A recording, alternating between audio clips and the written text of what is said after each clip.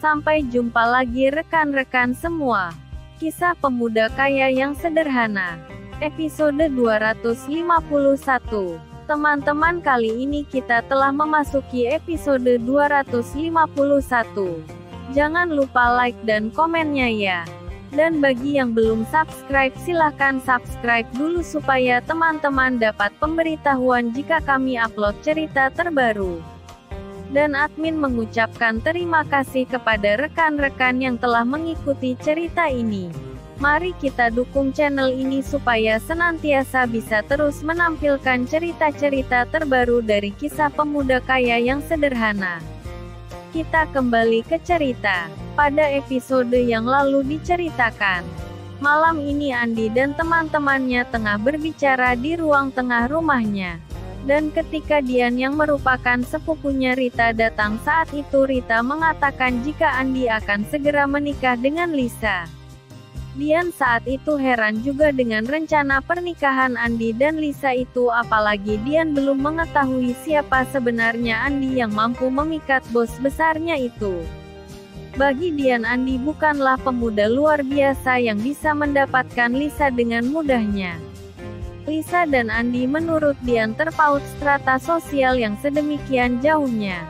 Andi hanyalah seorang cleaning service walaupun Andi bisa memiliki sebuah rumah kos ini.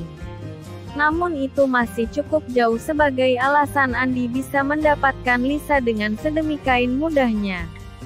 Dan memikirkan hal itu, Dian akhirnya hanya berpikir ya mungkin inilah jodoh. Namanya jodoh memang tidak bisa diperhitungkan. Semua menjadi rahasia Allah. Batin Dian kemudian. Nanti kami diundang enggak mas kalau pernikahan? Tanya Dian kemudian. Iyalah kalian pasti diundang kok. Masa iya sih kita satu rumah kok gak diundang? Oh ya mas. Nikahnya di mana ya mas? Tanya Dian kemudian.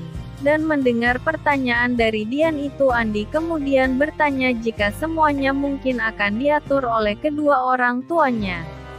Hal itu karena Andi adalah anak pertama sehingga orang tuanya ingin banyak berperan dalam pernikahan Andi itu. Dan mendengar penjelasan dari Andi itu, kini teman-teman Andi baru tahu jika Andi adalah anak pertama. Memang Andi adalah sesosok pria yang boleh dibilang sangat tertutup jika menyangkut keluarganya. Dan di tempat kos ini memang belum ada yang mengetahui latar belakang kehidupan Andi dan keluarganya. Dan di tempat kos ini hanya Irwan seorang yang mengetahui lebih banyak dari teman-temannya tentang siapa sebenarnya Andi. Hal itu karena Irwan bahkan pernah datang ke rumah Andi dan bertemu dengan keluarga dan orang tuanya Andi. Namun dengan pengalaman itu Irwan sama sekali tidak berani menceritakan hal itu kepada teman-temannya karena memang Andi pernah berpesan kepada Irwan untuk tidak menceritakan kepada siapapun tentang jati dirinya itu. Sudahan kalau begitu. Masalah tempat kos ini aku pikir tidak ada masalah kalau Andi maunya seperti itu. Terus terang teman-teman, dan aku berhutang banyak sama kamu selama ini. Jadi tidak mungkin apa yang kamu pesankan ini tidak kami lakukan An. Dan untuk pernikahan Andi atau persiapan pernikahan, jika Andi butuh bantuan tenaga dari kami maka Andi tinggal bilang saja kepada kami. Tidak mungkin kami tidak membantu Andi. Kan kita semua yang di rumah ini juga sudah sering dibantu oleh Andi. Iya Wan, terima kasih ya Wan. Nanti kalau aku butuh bantuan dari teman-teman aku pasti akan informasikan kok. Malam ini Andi dan teman-temannya terus larut dalam obrolan masing-masing dan jam 9 malam Andi kemudian masuk ke kamarnya karena Andi mulai merasakan kantuk. Malam telah berganti dengan pagi. Pagi itu Andi masih berada di rumahnya dengan dua orang penghuni rumah kos. Beberapa penghuni rumah itu telah memulai aktivitas mereka masing-masing. Dan kebetulan saat itu dua orang penghuni rumah kosnya Andi sedang masuk kerja sore sehingga saat ini mereka juga tengah berbincang-bincang dengan Andi. Jam telah menunjukkan pukul 8 pagi. Saat ini Andi sedang mempersiapkan diri untuk pulang ke rumahnya karena besok acara lamaran ke rumah Lisa akan dilakukan.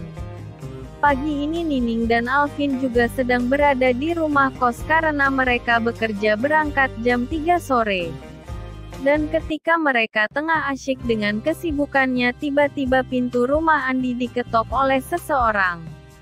Andi kemudian keluar dan menemui orang yang mengetok pintu rumahnya itu.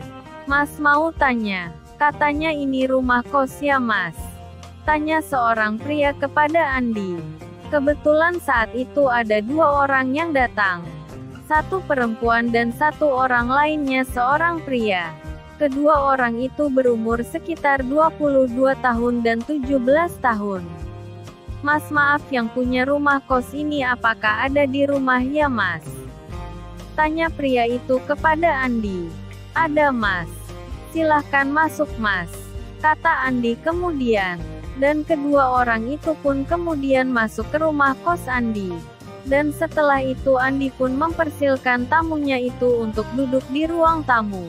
"Mas bisa ketemu pemilik rumah kos ini apa enggak ya mas?" tanya kedua orang tamu itu. Dan setelah itu mereka pun mengenalkan dirinya kepada Andi. Ternyata kedua orang itu mengaku sebagai kakak dan adik.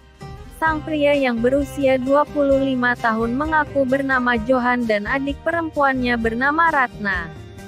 "Oh ya Mas Johan, ada yang bisa saya bantu mas?" tanya Andi kepada pria bernama Johan itu. "Kebetulan saya yang punya rumah kos ini mas," kata Andi kemudian.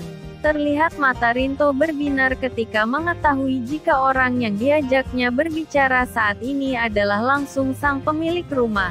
"Oh jadi rumah ini punya Mas Andi ya mas?" kata Johan kemudian. "Iya mas. Ya begitulah. Rumah yang sederhana." Nining dan Alvin tiba-tiba telah berada di ruangan itu dan berkenalan dengan Johan dan adik perempuannya yang bernama Sinta. "Jadi bagaimana Mas Johan? Cari kos untuk siapa mas?" tanya Andi kemudian.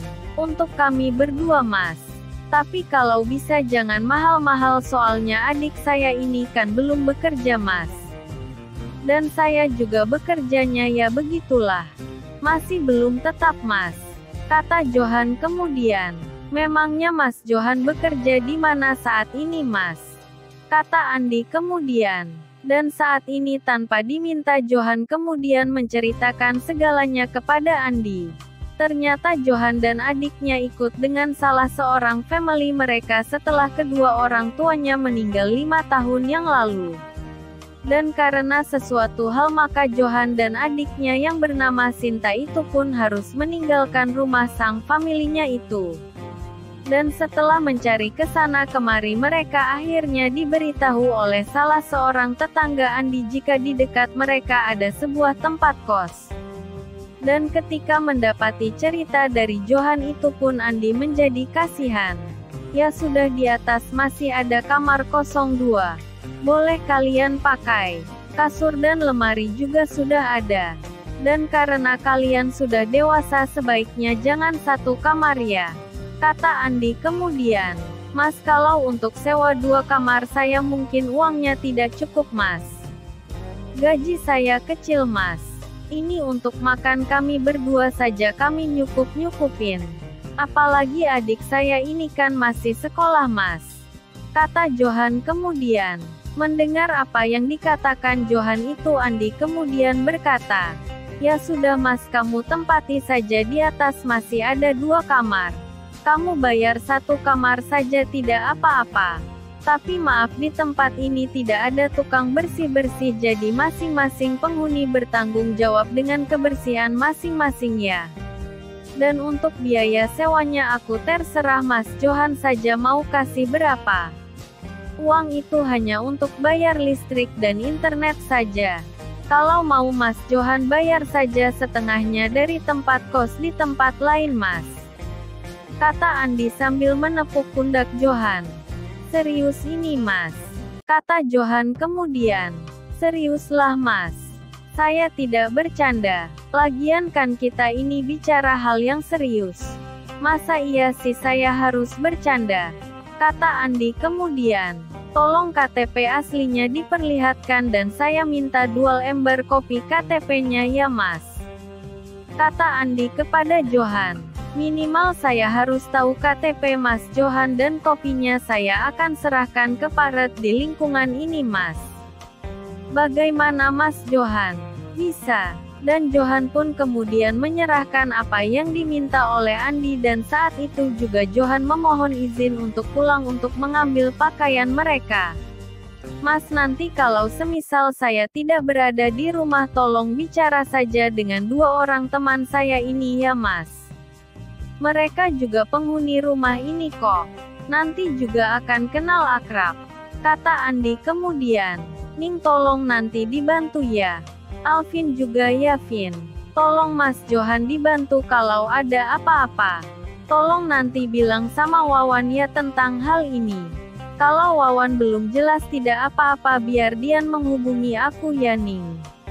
Kata Andi kemudian. Iya Mas nanti Nuning akan bicara dengan Mas Irwan tentang hal ini.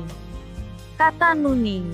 Oh ya Mas Johan untuk biaya sekolah adikmu kalau kamu butuh bantuan kamu jangan sungkan-sungkan. Kamu tinggal bilang sama aku atau sama Irwan biar biaya sekolah adikmu kami bantu. Nanti sore Mas Johan akan bertemu dengan Mas Irwan. Kalau ada apa-apa Mas Johan tinggal bilang saja soalnya saya hari ini ada keperluan dan mungkin Minggu atau Senin saya baru kembali kata Andi kemudian. Jam 9 pagi Andi berpamitan kembali ke rumahnya. Dan dengan menaiki sepeda motor miliknya kira-kira jam 10 pagi Andi telah sampai ke rumahnya. Siang itu Mama dan Vino ada di rumahnya dan langsung menyambut Andi. Hari ini ternyata ada beberapa orang yang sengaja dibayar oleh keluarga Andi untuk mempersiapkan segala sesuatunya untuk keperluan acara besok. Orang-orang yang membantu acara tersebut sungguh tak menyangka jika pemuda yang menaiki motor sederhana itu adalah orang yang besok akan mengadakan acara. Itulah kisah pemuda kaya yang sederhana episode 251. Terima kasih kepada rekan-rekan yang sudah mengikuti cerita ini. Jangan lupa like, subscribe, dan bagikan cerita ini kepada rekan-rekan Anda. Silahkan rekan-rekan tulis saran dan komentar Anda. Dan mari kita majukan channel ini. Supaya kita bisa terus menikmati cerita ini. Terima kasih.